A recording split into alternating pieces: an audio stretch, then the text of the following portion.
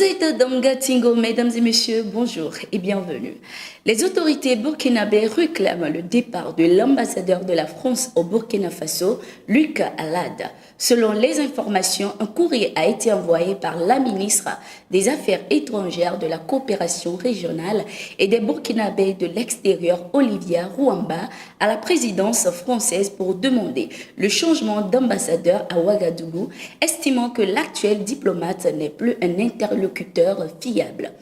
Information que le porte-parole du gouvernement du Burkina Faso, Jean-Emmanuel Ouédraogo, a confirmé à nos confrères de l'Associated Press en affirmant que l'ambassadeur Luc Alad avait été prié de partir mais n'a fourni aucun autre détail. C'est une crise de confiance, ce n'est pas la fin de la relation diplomatique, mais c'est l'interlocuteur que nous demandons simplement de changer.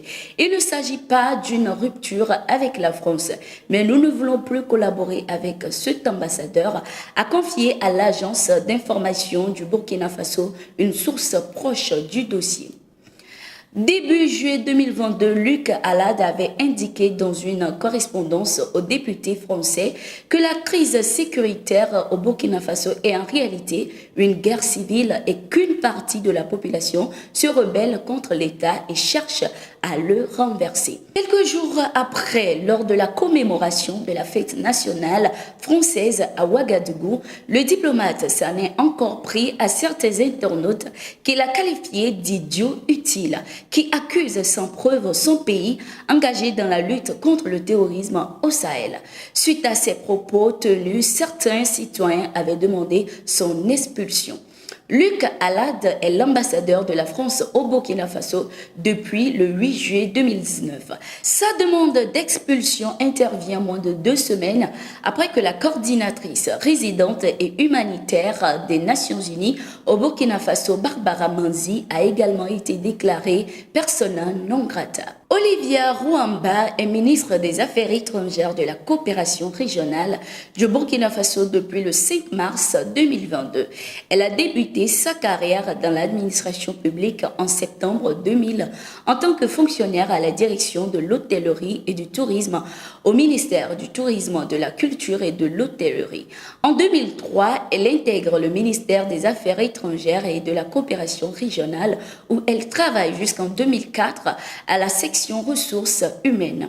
Deuxième conseiller près de l'ambassade du Burkina Faso à Pretoria, en République d'Afrique du Sud, elle a bonifié son expérience les 4 années suivantes à la Commission de l'Union africaine. De retour au pays, elle occupera le poste de directeur général de la coopération bilatérale au ministère des Affaires étrangères et de la coopération à partir de juin 2018 jusqu'à sa nomination comme ambassadeur du Burkina Faso en 2021 auprès de la République fédérale démocratique d'Éthiopie et représentante permanente auprès de la Commission de l'Union africaine et de la Commission des Nations Unies pour l'Afrique.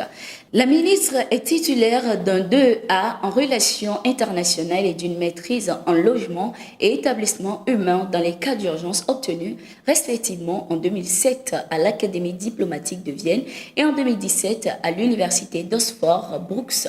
Elle est également doctorante en relations internationales et études culturelles de l'Académie suisse de gestion des affaires.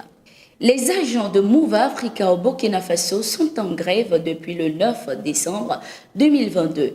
Ils ont plusieurs griefs contre le directeur général de l'entreprise.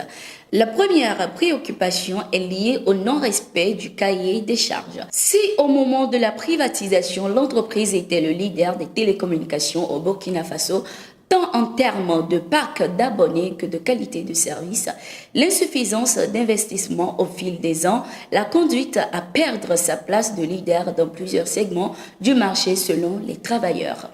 L'examen des derniers chiffres issus de l'Observatoire de l'Autorité de régulation des communications électroniques et des postes ARCEP confirmerait cet état de fait. Cette crise a pris un tournant le 30 décembre 2022 lorsque la direction générale de l'entreprise a fait intervenir la police. L'unité d'action syndicale UAS a quant à elle manifesté sa volonté de rester solidaire à cette lutte que mènent les agents de Move Africa au Burkina Faso. Pour l'organisation syndicale, le combat des travailleurs se justifie amplement au regard de la gestion de l'entreprise depuis sa reprise par Maroc Télécom.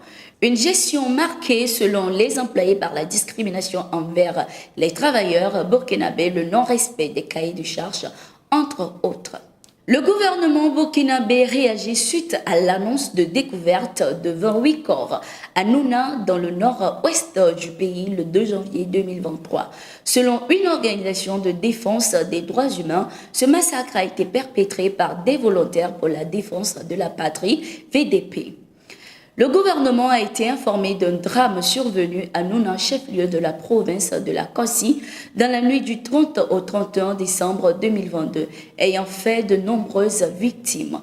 Les premières informations parvenues au gouvernement font état de 28 personnes tuées. Une enquête a été immédiatement ouverte par les services judiciaires compétents pour élucider les circonstances du drame et situer toutes les responsabilités.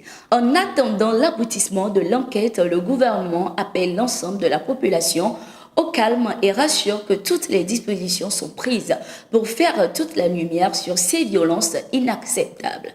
Le gouvernement est solidaire de la souffrance des familles endeuillées et leur exprime sa compassion, indique le communiqué du gouvernement. Un communiqué du procureur de Nouna, Armel Sama, a par la suite précisé que la plupart des victimes, toutes de sexe masculin, ont été tuées par balle. Ce drame se produit à un moment où le Burkina Faso a engagé une opération de mobilisation de l'ensemble du peuple pour une unité d'action dans la lutte contre le terrorisme, a noté le porte-parole du gouvernement Jean-Emmanuel Ouédraogo.